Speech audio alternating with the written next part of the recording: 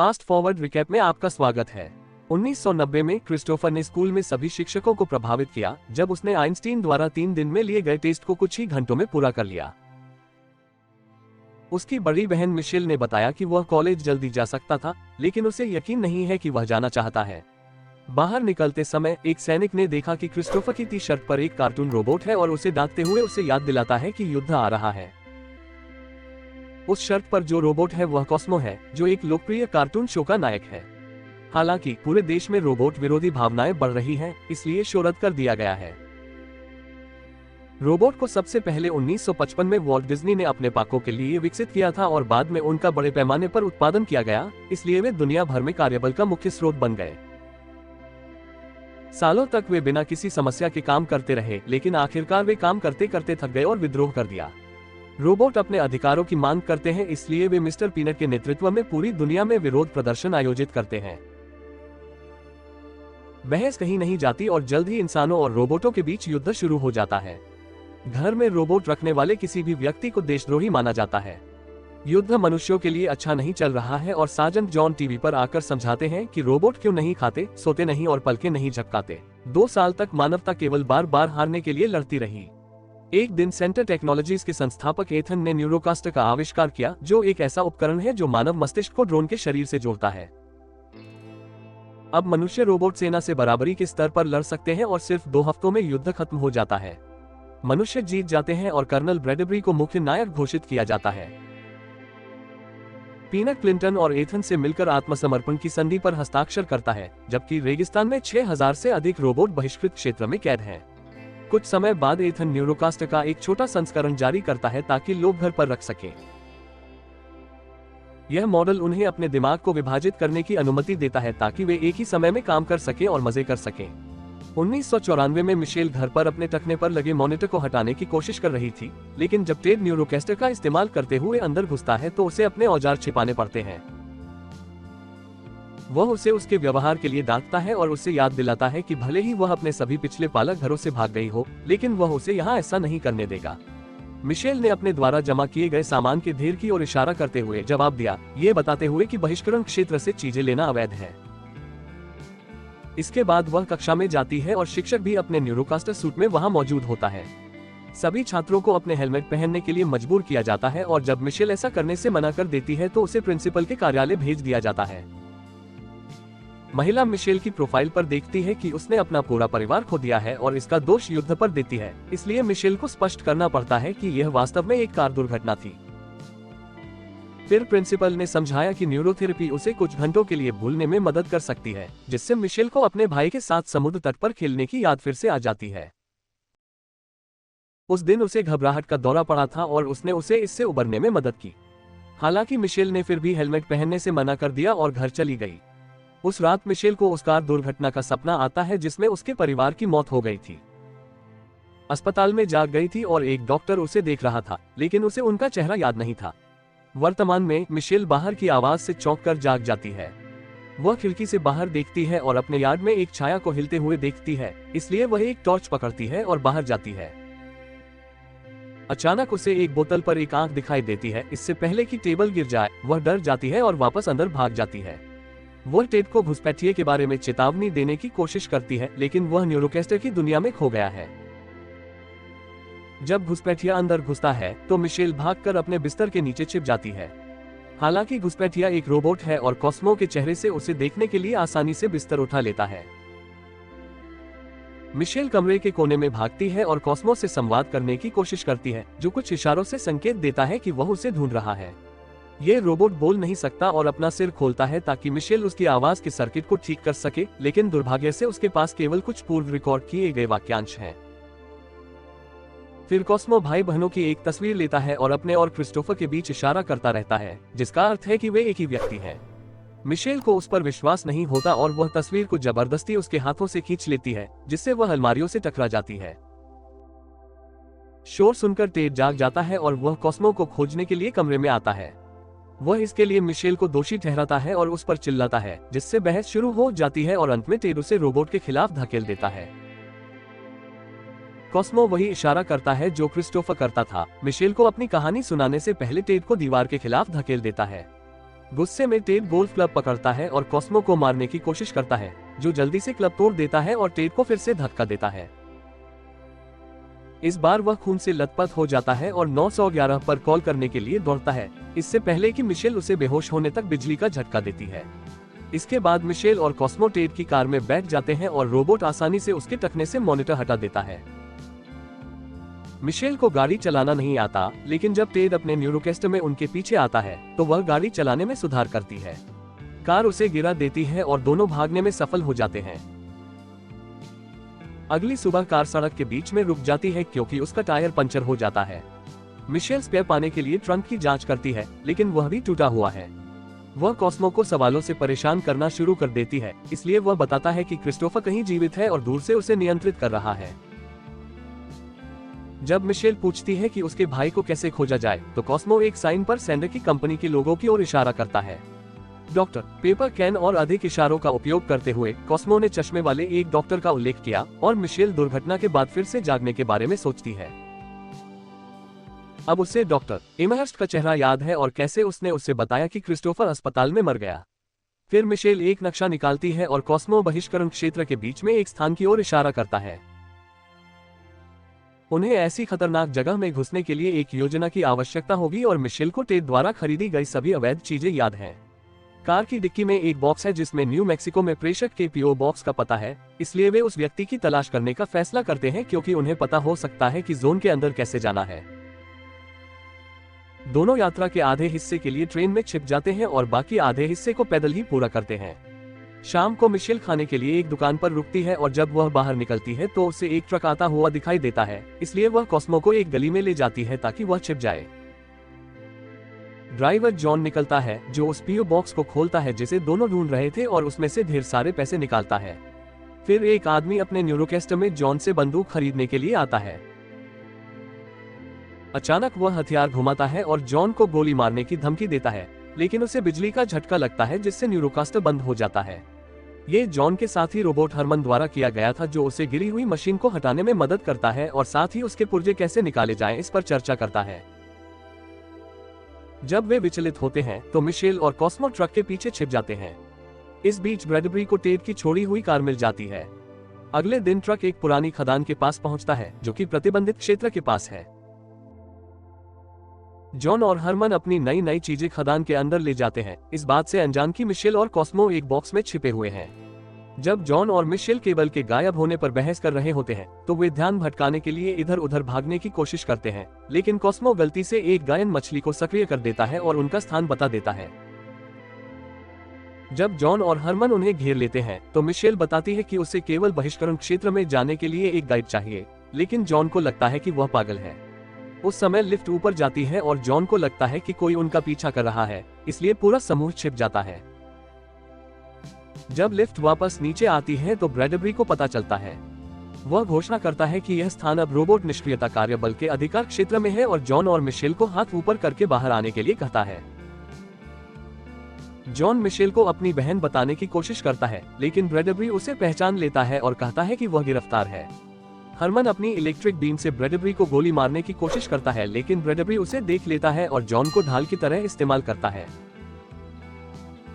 फिर ब्रैडबरी ने गोली चला दी जिससे कमरे का बड़ा हिस्सा नष्ट हो गया और सभी फिर से छिपने के लिए भाग गए। जब वह रोबोट को कोने में ले जाता है तो मिशेल बाहर आती है और आग बुझाने वाले यंत्र से उसके हाथ पर वार करती है, लेकिन ब्रैडबरी उसे उससे छीनकर नष्ट कर देता है।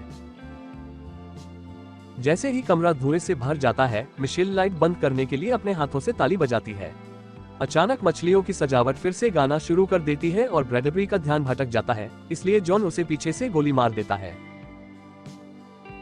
उसकी गोलियां न्यूरोकास्टर के शरीर पर कुछ नहीं करती हैं और ब्रैडबरी जॉन की गर्दन पकड़ने से पहले जल्दी से अपनी बंदूक नष्ट कर देता है। उसे बचाने की चाहत में मिशेल और कॉस्मो आत्मसमर्पण कर देते हैं। जॉन को फेंकने के बाद ब्रैडबरी उन दोनों की ओर चलना शुरू कर देता है और बताता है कि कॉस्मो को निष्क्रिय करने के लिए चिन्हित किया गया है। उस समय हरमन एक विशाल क्रेन पंजा गिराता है और ब्रैडबरी को पकड़ लेता है।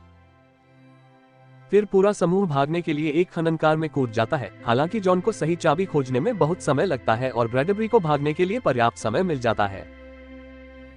वह गाड़ी को नीचे गिराने के लिए गोली चलाता है और कॉस्मो को भी गोली मारने की कोशिश करता है, लेकिन हरमन उसे फिर से निहत्था कर देता है और अब दोनों रोबोट उससे लड़ने लगते हैं। मिशेल एक बुलडोजर ढूंढती है और ब्रैडबरी को दीवार के खिलाफ फंसा देती है, जिससे कुछ चट्टानें गिरती हैं और वह भी दब जाता है। खदान धीरे धीरे ढह रही है, इसलिए समूह को खुद को बचाने के लिए बाहर भागना पड़ता है। अपने घर को डूबता देख जॉन हताशा में चिल्लाता है और वह मिशेल पर सब कुछ बर्बाद करने के लिए चिल्लाता है। उसे पास में कुछ अजीबोगरीब आवाजें सुनाई देती हैं, इसलिए समूह एक गुफा में छिप जाता है और देखता है कि सफाई करने वाले रोबोट खुद को ठीक करने के लिए पुर्जे ढूंढ रहे हैं। जब जॉन को एक रास्ता दिखाई देता है तो वह बाहर आता है और रोबोट को नष्ट कर देता है ताकि वह अपने गैराज में जा सके, जहां वह एक वैन और एक बड़ा सूट रखता है जिसका उपयोग हरमन खुद को बड़ा दिखाने के लिए करता है। बहुत बहस के बाद मिशेल जॉन को उसकी मदद करने के लिए मना लेती है। कुछ मिनट बाद मिशेल, जॉन और कॉस्मो वैन के अंदर होते हैं, जिसे हरमन सूट में ले जा रहा होता है। वे बहिष्करण क्षेत्र में प्रवेश करते हैं और मिशेल जमीन पर सभी नष्ट हो चुके रोबोटों को देखती है। यात्रा के दौरान जॉन कहानी साझा करता है कि वह हरमन से कैसे मिला। युद्ध के दौरान जॉन की टीम एक लड़ाई हार गई और दुश्मनों से घिर गई। सैनिकों को रोबोट द्वारा गोली मार दी जानी थी, लेकिन हरमन ने जॉन को रोते हुए देखा और उसे बचा लिया। कुछ दिनों बाद केंद्र के ड्रोन ने उन्हें ढूंढ लिया और जब जॉन ने उन्हें बताने की कोशिश की कि हरमन अच्छा है, तो उन्होंने उसकी बात नहीं सुनी, इसलिए मारे जाने से बचने के लिए दोनों को भागना पड़ा। इस बीच एथन अपनी मृतक मां के साथ एक याद को फिर से पाने के लिए अपने न्यूरोकैस्टर का उपयोग कर रहा है, लेकिन डिवाइस खराब होने लगती है और उसे इसे बंद करना पड़ता है। वह अपने वैज्ञानिकों पर चिल्लाता है और यह जानने की मांग करता है कि कंपनी के सिस्टम में क्या हो रहा है, इसलिए लोग बताते हैं कि क्रिस्टोफर भाग गया है। अगर वे शुक्रवार तक उसे नहीं ढूंढ पाते हैं तो पूरी कंपनी खत्म हो जाएगी। हताश एथन बाद में वर्चुअल दुनिया में ब्रैडबरी से मिलता है। वह जानता है कि कॉस्मो ब्रैडबरी की शिकार सूची में है और उसे एक सौदा पेश करता है। कॉस्मो को अधिकारियों के पास ले जाने के बजाय एथन चाहता है कि वह उसे अपनी कंपनी को सौंप दे। खदान में ब्रैडबरी का न्यूरोकैस्टर फिर से सक्रिय हो जाता है। रेगिस्तान में समूह भोजन की तलाश के लिए एक परित्यक्त मॉल में प्रवेश करने के विचार पर चर्चा कर रहा है। एक रोबोट उन्हें देखता है और उन पर एक फ्रिज फेंकता है, जिससे वैन की सामने की खिड़की टूट जाती है। हरमन भागने की कोशिश करता है, लेकिन दुश्मन चीजें फेंकता रहता है और उसे गिरा देता है। वैन उल्टी हो जाती है और समूह तुरंत रोबोटों से घिर जाता है, जो उन्हें पकड़ लेते हैं और मॉल ले जाते हैं। अंदर रोबोटों का एक पूरा समाज है, मनोरंजक मॉडल से लेकर नियमित घरेलू उपकरणों तक। यहाँ तक कि बाहर एक विशालकाय रोबोट भी है जो खिड़की से उन्हें देखता है। मिस्टर पीनट वहां आते हैं और उन्हें पकड़ने के लिए माफी मांगते हैं, ये बताते हुए कि रोबोट उन्हें खतरनाक मैला ढोने वाले समझते थे। जब मिशेल उन्हें अपनी स्थिति के बारे में बताती है तो पीनट बताता है कि डॉक्टर एमहर्स्ट एक बार इस जगह पर आए थे और उनके पास मानव मशीन इंटरेक्शन में PhD है। पीनट ने उन्हें तुरंत बाहर निकाल दिया, इसलिए उन्हें नहीं पता कि डॉक्टर अब कहाँ है। मिशेल अपनी खोज जारी रखने के लिए बाहर जाना चाहती है और जॉन उसे याद दिलाता है कि रात में ये कितना खतरनाक है, इसलिए वह उसे सुबह तक इंतजार करने के लिए मना लेता है। निजी तौर पर मिशेल को क्रिस्टोफर के साथ अपना आखिरी क्रिसमस याद आता है और कॉलेज जाने के बाद से उसने उसे कितना कम देखा है। वह याद करके रोने से खुद को नहीं रोक पाती और कॉस्मो उसे दिलासा देता है और फिर वह कार्टून दिखाता है जिसे भाई बहन साथ में देखा करते थे। जल्द ही कई अन्य रोबोट वॉच पार्टी में शामिल हो जाते हैं, जिन्हें पीनट ने देख लिया। बाद में जब सभी सो जाते हैं तो अचानक एक पुरुष रोबोट उन्हें जगाता है और क्रिस्टोफर के बारे में पूछता है। कॉस्मो अपना हाथ उठाता है और रोबोट उसे एक पोस्ट कार्ड देता है जो एमहर्स्ट ने उसके लिए छोड़ा था। कार्ड पर एक पता लिखा है और एक नोट है जिसमें लिखा है कि एमहर्स्ट उसका इंतजार कर रहा होगा। वह पता मैला ढोने वालों के इलाके में है, इसलिए वे बिना किसी योजना के वहां नहीं जा सकते। पीनट सब कुछ सुन लेता है और उन्हें एक प्रशिक्षण रोबोट से मिलवाता है जो मैला ढोने वालों से लड़ने का तरीका समझाने की कोशिश करते हुए लगातार काम नहीं करता।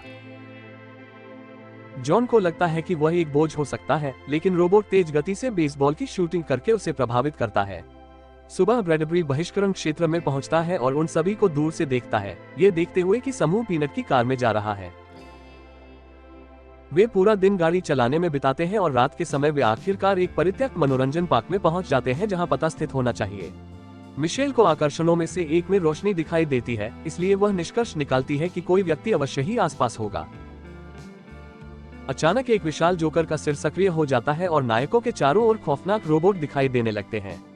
समूह तुरंत भागना शुरू कर देता है और वे किसी भी दुश्मन पर गोली चलाते हैं जो बहुत करीब आता है। पीनट उनसे संवाद करने की कोशिश करता है, लेकिन खौफनाक रोबोट केवल गुर्राना जानते हैं। समूह रोशनी वाली इमारत तक पहुंचता है, लेकिन पाता है कि दरवाजे नकली हैं। रोबोट करीब आ रहे हैं और उन्हें नहीं पता कि क्या करना है। अचानक पार्क के चारों ओर और अधिक रोशनी जलाई जाती है और स्पीकर पर संगीत बजना शुरू हो जाता है, जबकि कुछ मूर्तियों से आग निकलती है। समूह के नीचे एक जाल का दरवाजा खुलने से पहले रोबोट डरकर पीछे हट जाते हैं, जिससे वे एक छिपी हुई सुरंग में फिसल जाते हैं। एक भूमिगत कमरे में वे आखिरकार एमहर्स्ट को ढूंढते हैं, जो कॉस्मो के हाथ में पोस्टकार्ड देखकर उत्साहित है। मिशेल तुरंत उसे धक्का देती है और क्रिस्टोफर के बारे में जानकारी मांगती है, इसलिए एमहर्स्ट बताता है कि लड़का सिएटल में सेंटर की प्रयोगशालाओं में है। दुर्घटना के बाद क्रिस्टोफर को कुछ नियमित परीक्षणों से गुजरना पड़ा और एमआरआई मशीन ने अस्पताल को सचेत किया कि वह विशेष था। वह बिल्कुल वही था जिसकी वजह से उन्हें युद्ध जीतने की जरूरत थी, इसलिए डॉक्टर ने सेंटर को उसे ले जाने दिया और मिशेल से उसकी मौत के बारे में झूठ बोला। एमहर्स्ट अब एक कंप्यूटर चालू करता है जो एक प्रयोग का वीडियो चलाता है। क्रिस्टोफर कोमाटोज हो गया था और उन्हें लगा कि यह स्थायी है, इसलिए उन्होंने उसके मस्तिष्क को न्यूरोकास्टर नेटवर्क से जोड़ा ताकि वह काम कर सके। एमहर्स्ट को इस पर गर्व नहीं है, लेकिन उसे लगता है कि दुनिया को बचाने के लिए यह जरूरी था और वह बताता है कि अगर वे क्रिस्टोफर को नहीं ले जाते तो वह बिस्तर पर ही मर जाता। प्रयोग की शुरुआत के 13 महीने बाद क्रिस्टोफर जाग गया और एमहर्स्ट उसे डिस्कनेक्ट करना चाहता था। हालांकि एथन ने मना कर दिया और एमहर्स्ट को धमकी दी कि अगर उसने ऐसा करने की कोशिश की तो वह उसे मार देगा। डॉक्टर ने भागने का फैसला किया, लेकिन जाने से पहले उसने क्रिस्टोफर और बाहरी नेटवर्क के बीच एक छोटा सा कनेक्शन स्थापित किया। उसने उसे मॉल का स्थान भी दिया ताकि वह रोबोट के बीच एक नया परिवार ढूंढ सके। मिशेल बताती है कि क्रिस्टोफर का पहले से ही एक परिवार है और जॉन उसके लिए एमहर्स्ट को मुक्का मारता है। उस समय ब्रैडबरी बाहर आता है और सुरंग तक पहुंचने के लिए प्रवेश द्वार पर गोली चलाता है। वह भी नीचे खिसक जाता है और कमरा खाली पाता है। अचानक लाइटें बुझ जाती हैं और पीनट ब्रैडबरी को पीछे से पकड़कर उसे बिजली के ग्रिड से टकरा देता है। ब्रैडबरी के न्यूरोकास्टर को कुछ सेकंड के लिए बिजली का झटका लगता है और वह अपनी बंदूक गिरा देता है, लेकिन वह खुद को संभालने के लिए पीनट को धक्का देने में कामयाब हो जाता है। लड़ाई शुरू हो जाती है जब पीनट अपनी बेत के अंदर छिपी तलवार दिखाता है, लेकिन ब्रैडबरी अभी भी मजबूत है और आसानी से उसे हरा देता है। समूह के बाकी लोग चुपके से बाहर निकल रहे हैं, लेकिन शोर सुनकर वे स्तब्ध रह जाते हैं। सैनिक न्यूरोकास्टरों का एक समूह हवा में दिखाई देता है और नायकों के चारों ओर उतरता है, उन्हें आत्मसमर्पण करने के लिए कहता है। प्रशिक्षण रोबोट इतनी ताकत से गेंदें मारना शुरू कर देते हैं कि वह उनके कुछ हेलमेट तोड़ने में कामयाब हो जाता है। ये सब एथन कैमरों के जरिए देख लेता है और वह सैनिकों को आदेश देता है कि वे कॉस्मो को पकड़ ले और जरूरत पड़ने पर बाकी सभी को मार डाले। कॉस्मो एक सैनिक का ध्यान भटकाने के लिए गेंद फेंकता है और मिशेल उसके पीछे आती है, उस पर पेंट फेंकती है जब तक कि उसका प्रोपेलर खराब नहीं हो जाता और वह छत से टकराकर गिर नहीं जाता।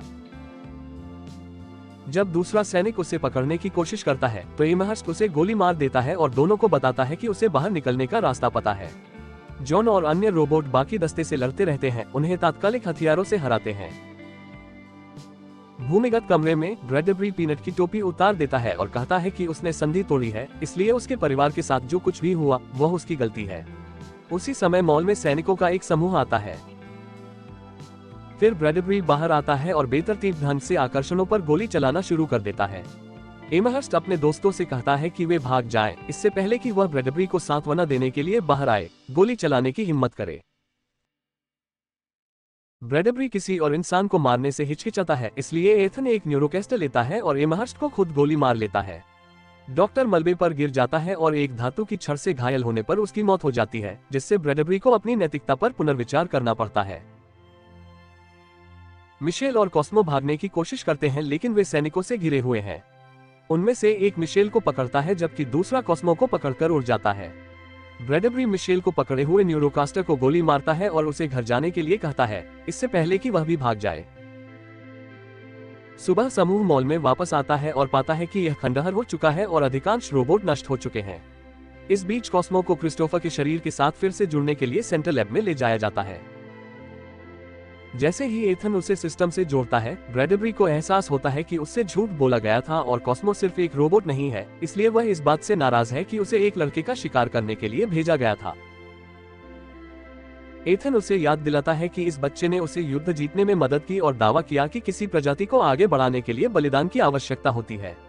मॉल में वापस आकर जॉन मिशेल से कहता है कि उसे हार नहीं माननी चाहिए और अगर वह लड़ाई जारी रखने का फैसला करती है तो वह उसकी मदद करेगा। फिर मिशेल एमहर्स्ट के कंप्यूटर की जांच करती है ताकि पुष्टि हो सके कि इसमें बहिष्करण क्षेत्र से बाहर निकलने के लिए कोड और सिएटल लैब का स्थान है। कंप्यूटर ये भी बताता है कि अगर वे क्रिस्टोफर को डिस्कनेक्ट करते हैं तो पूरा न्यूरोकास्टर सिस्टम और कंपनी खुद बंद हो जाएगी। उस समय पीनट वापस आता है और उसे याद दिलाता है कि उसने शांति प्राप्त करने के लिए एक संधि पर हस्ताक्षर किए थे, लेकिन मिशेल ने यह बताकर उसका मन बदल दिया कि मॉल पर हमले का मतलब है कि संधि अमान्य है। जॉन, मिशेल और सभी बचे हुए रोबोट रेगिस्तान से निकलकर सिएटल की ओर बढ़ते हैं। हरमन को एक नया विशाल सूट भी मिल जाता है और वह इसका इस्तेमाल करके सेंट्रल लैब्स पर चीजें फेंकना शुरू कर देता है, जिससे उनकी खिड़कियां टूट जाती हैं। एथन तुरंत अपने सभी सैनिकों को बाहर भेज देता है ताकि हरमन और जॉन भागने लगे और उन्हें अपने पीछे आने पर मजबूर कर दें, जिससे मिशेल और एमहर्स्ट के कंप्यूटर के लिए बिल्डिंग में घुसने का रास्ता खुल जाता है। जॉन आने वाले सैनिकों पर गोली चलाता है जबकि हरमन अपने विशाल हाथों से उन्हें कुचल देता है। हालांकि न्यूरोकास्टरों में से एक खुद को नष्ट कर लेता है और हरमन के सूट को नीचे गिरा देता है। जब एक सैनिक जॉन से भिड़ता है तो हरमन बताता है कि उसके पास पहले सूट के अंदर दूसरा सूट है और वह अपने दोस्त को बचाता है ताकि वे भागते रहें। जब टास्क फोर्स काफी दूर हो जाती है तो बाकी रोबोट भी लड़ाई में शामिल हो जाते हैं, जिसे ब्रैडबरी कैमरे पर देखता है। क्रोधित एथन अपने कार्यालय में एक गुप्त हेलमेट पहनने के लिए दौड़ता है जो उसे एक विशेष न्यूरोकास्टर को नियंत्रित करने की अनुमति देता है और लड़ाई में भी शामिल होता है, जिससे अधिकांश रोबोट आसानी से नीचे गिर जाते हैं। मुख्य प्रयोगशाला में एमहर्स्ट का कंप्यूटर वैज्ञानिकों को डराने के लिए एक पागल हिंसक रोबोट होने का दिखावा करता है। मिशेल पुष्टि करती है कि उसका भाई अभी भी जीवित है, लेकिन उससे बात करने के लिए उसे एक न्यूरोकास्टर की आवश्यकता होगी। उसी समय ब्रैडबरी बाहर जाता है और पीनट को बताता है कि एथन को कहां ढूंढना है और कहता है कि उसे आखिरकार कोई ऐसा मिल गया है जो इंसान से कम रोबोट है।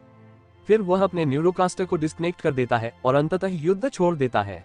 जब मिशेल हेलमेट पहनती है तो वह अपने भाई के साथ अपने पिछले क्रिसमस की याद में खुद को पाती है।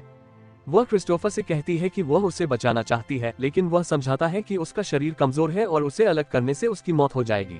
हालांकि वह अपनी बाकी की जिंदगी इस हालत में नहीं जीना चाहता, इसलिए वह अपनी बहन से ऐसा करने के लिए कहता है। इस बीच एथन हरमन के आखिरी सूट को नष्ट कर देता है। छोटा लड़का भी घायल हो जाता है और जॉन उसकी मदद करने के लिए दौड़ता है, लेकिन तब तक बहुत देर हो चुकी होती है। उस समय एथन को पीनट मिल जाता है जो कहता है कि वह संधि पर फिर से बातचीत करना चाहता है। लैब में मिशेल अपने भाई को डिस्कनेक्ट करने से मना कर देती है क्योंकि वह उसे फिर से खोना नहीं चाहती।